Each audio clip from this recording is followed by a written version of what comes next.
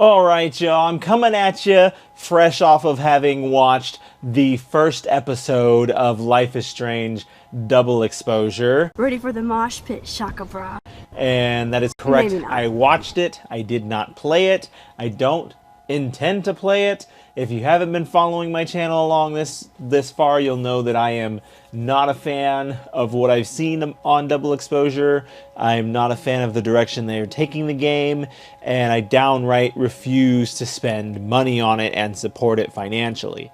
So I've more or less decided that I'm going to experience it vicariously through streamers and then talk about it here on my channel. It is normal for me to talk about and discuss anything and everything Life is Strange.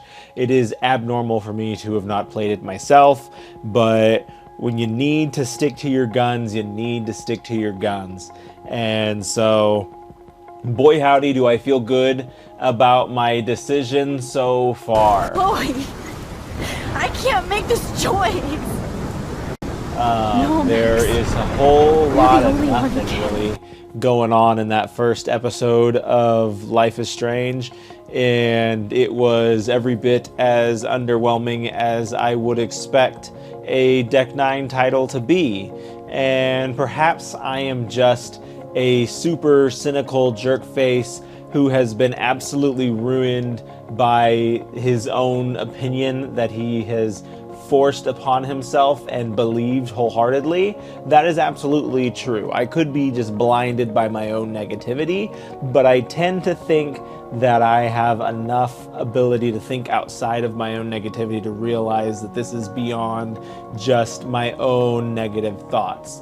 And realistically, what it comes down to is like watching the game unfold and understanding that you really didn't watch anything. Like, the stream that I watched was 3.5 hours long, but like how much of that time was like wasted on futile things? Like, if you don't look into as much stuff as the particular streamer that I watched look into, would it really still be a 3-hour episode? Yeah. Or would it be more like an hour, or maybe an hour and a half? And like, yes, you should explore these games, you should experience these games, you should take your time and you should enjoy them, but at the same time, like, there should be enough content in each episode to last you for longer than an hour, especially with the price tag that this game had. And especially with the price tag that True Colors had. True Colors was absolutely abysmal.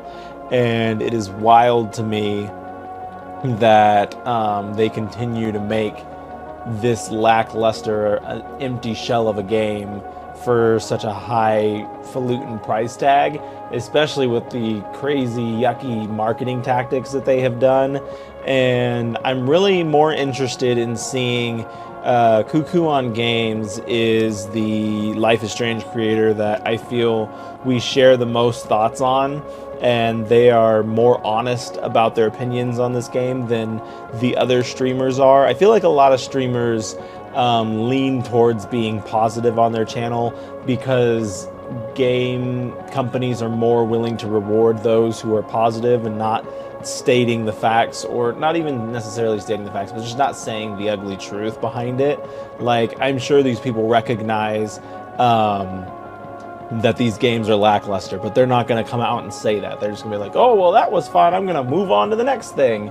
And that's just the nature of their business. So I don't hold them accountable or in any sort of negative light for having not blasted these people, because that's what my channel is for. I will blast them through a volcano if I have to. Crazy! Stop!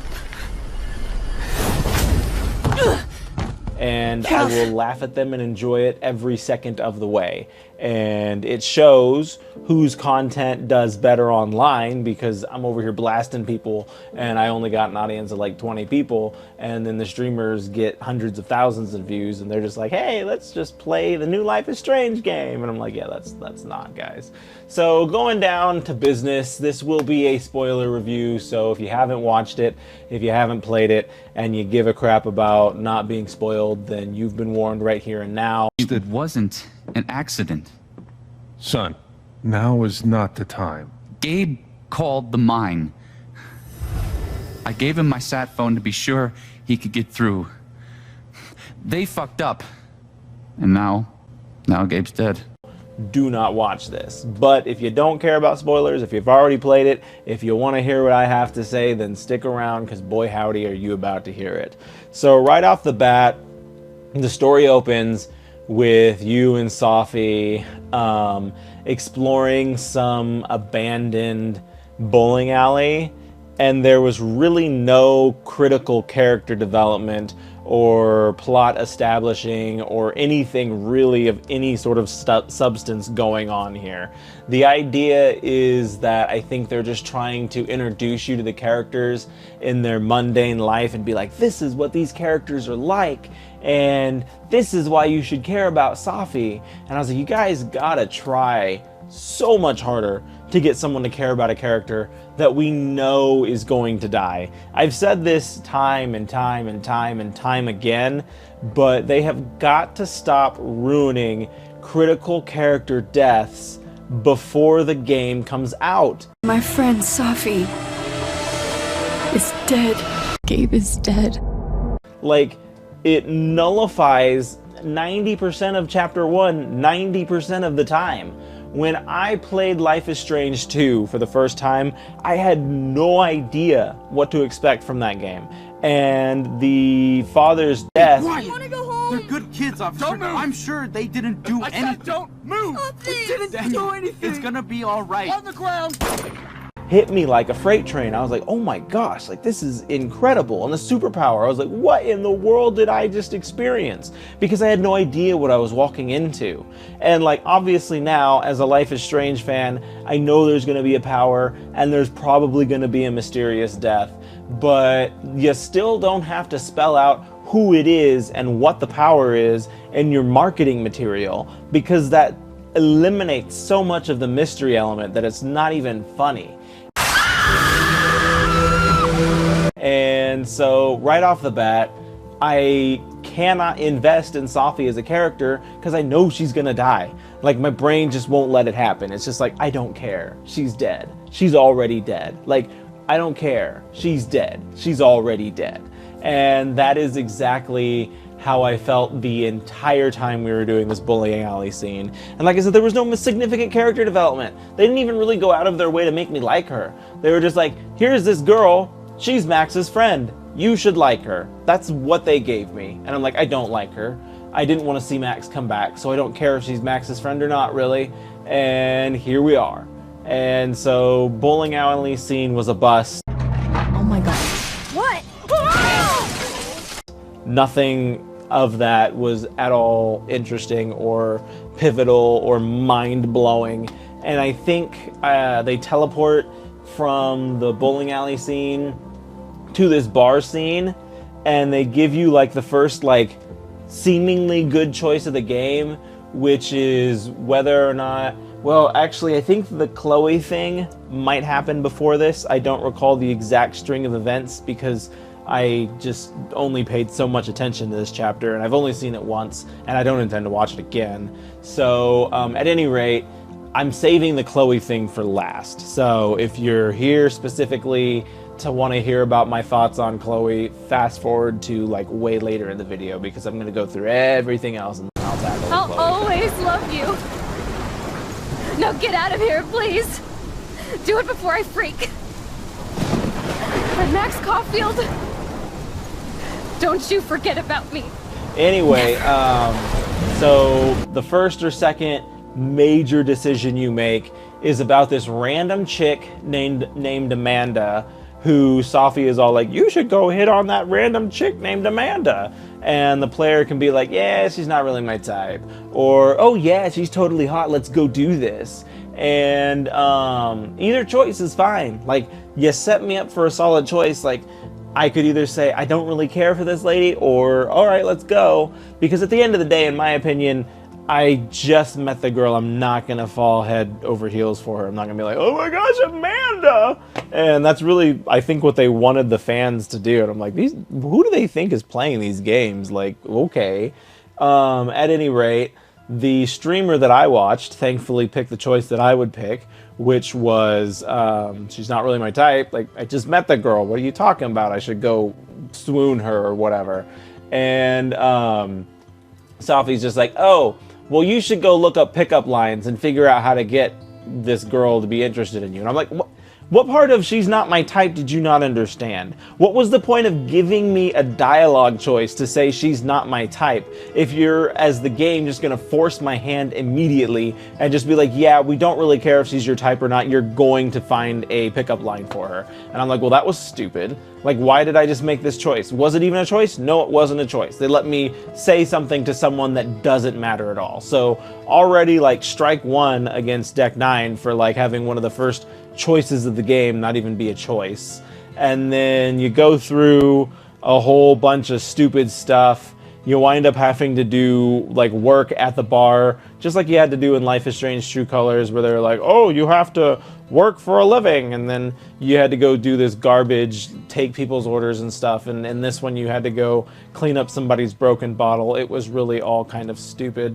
You did get to meet Reggie in this chapter, and Reggie, for some reason, seems to be my favorite character. I don't know why, but he's the only character that I don't absolutely hate yet. So there's that. And then after you go through all this crap, you go and you talk to Abby or Amanda or whatever that lady's name is, and you either successfully hit on her or you unsuccessfully hit on her. And of course the only pickup line that works is Sophie's pickup line, because Sophie is, like, apparently this holy grail of characters, and she has everything that anybody could ever need at her disposal except for a way to not die. My friend Sophie is dead. And so then you flirt with Amanda, and then she's like, okay, so, like, is this a friend thing or is this a date thing?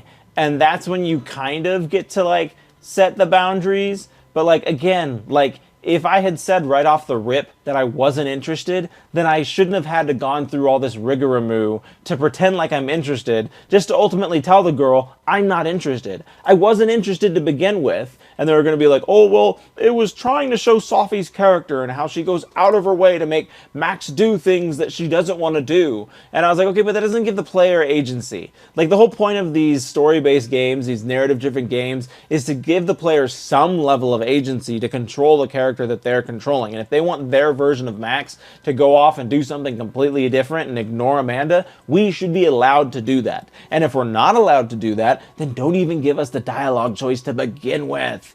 And so right off the bat, I was already just like, yep, nope, happy I didn't buy that game. And then the whole Chloe thing happens, and what happens after the Chloe thing, or what happens after that bar scene? Does it go into the rooftop scene with Sophie and Moses at that point? If it goes into something else after that, I sure as heck don't remember what it was. So yeah, we're going to say it goes into the rooftop scene with Moses and what's her name. And that was the scene that everybody got to play early access on, so a lot of people on the internet's already seen that scene. It wasn't early access, it was like they gave you like a gameplay clip, and that was the gameplay clip. Again, they give you an early gameplay clip of this lady dying who you don't even know and have no attention to. Like, they seriously need some help with marketing. This is awful, but we're in it together, okay? And like, I am no marketing expert, but like, that is dumb. So anyway, they play through the whole rooftop scene. Luckily, the streamer that I watched. Dom the Bomb is the streamer, by the way. I should shout out his name more often than I do. But anyway, luckily he did the snowball, because in the preview they did the bottle cap in the candy, and he did the snowball, and she's like, well, hopefully I don't miss. And instead of giving the player the option to throw the snowball at Safi and potentially make it or potentially miss, they're just like, no, she misses. Sean! You suck! I said don't hit me, jerk! It goes into a cutscene and she misses. And it's like, again, you guys had the perfect setup for player interaction, player choice. This is a game, not a TV show or a movie. We should be able to blend the two together. Anyway, they don't give you the choice. She misses the snowball, and everybody's sad or happy or whatever they're gonna feel about because of it. And I'm just like, guys, like, that can't be very hard. There was multiple things in Life is Strange 2 that you got to throw, and there was no, like, major breakage of the game because of it. So it's like, just let me throw the snowball, and if I make it, then I win the bottle cap game, and if I don't make it, then I lose the bottle cap game. It's not that hard of a concept, and everybody's gonna be like, oh, well, you do better, or you make the game and you do a better job. Give me their budget and their time frame and I would. And anyway, after that, Safi died. My friend Safi is dead. She gets shot but not shot and disappears and then reappears, and the active theory is that there is an evil Max running around, and this evil Max from a different timeline killed Safi from that timeline to somehow get at the Max from their timeline. Honestly, if that's the murder mystery and that's the murderer is in fact Max, then that would be a pretty cool twist. And I wouldn't hate that twist. It's not enough to pull this out of the dumpster fire that it's been dumped in, but it's at least enough to let it burn a little longer to where it's not just immediately ash. So we'll see what they do. If they do that, like I said, I could see myself enjoying that and be like, yeah, that's actually pretty good.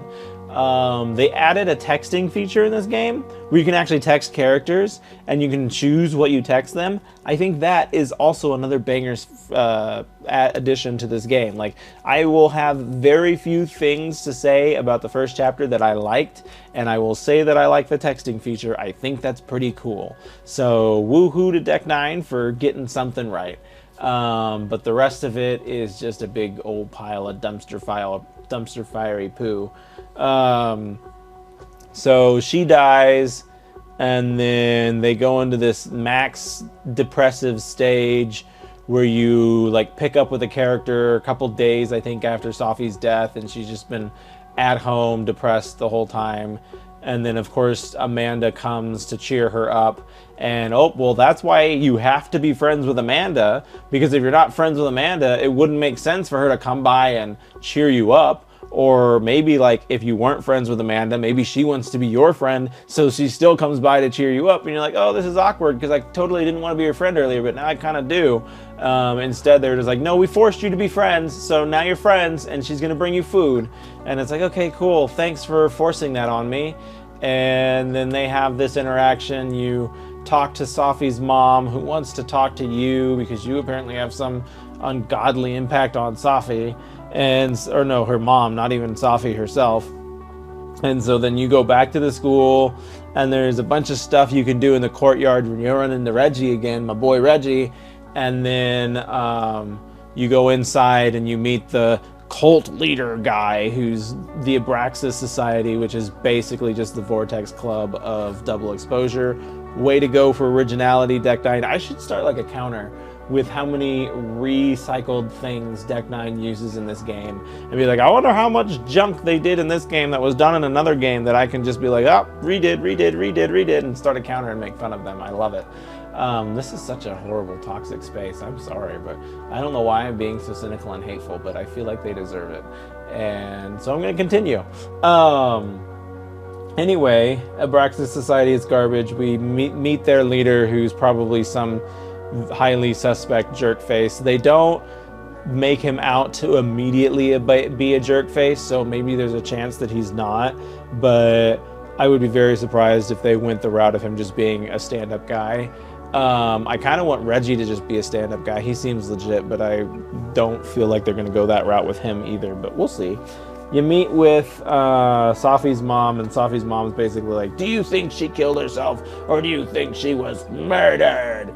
And we're just like, well, yeah, pretty sure she didn't commit suicide, which also would be a pretty good twist, considering like it's this big old murder mystery, and then they just figured out that like she did it herself, and everybody's like, oh, so like all of this was kind of pointless. But at least that would be a better twist than I'm sure whatever convoluted nonsense they have chalked up, whatever words. You talk to her mom, and then you go outside and you meet this jerk teacher guy who's full of himself, and everybody's just like, oh, this guy's lame, and he's very stereotypical guy you're supposed to dislike. Again, please don't go the stereotypical way and make him an actual jerk. Like, make him redeem himself in some way, shape, or form, and not just be like a throwaway character that we're all just gonna hate and stab in the face. And then you go and comfort Moses, and then boom, you get your power reveal.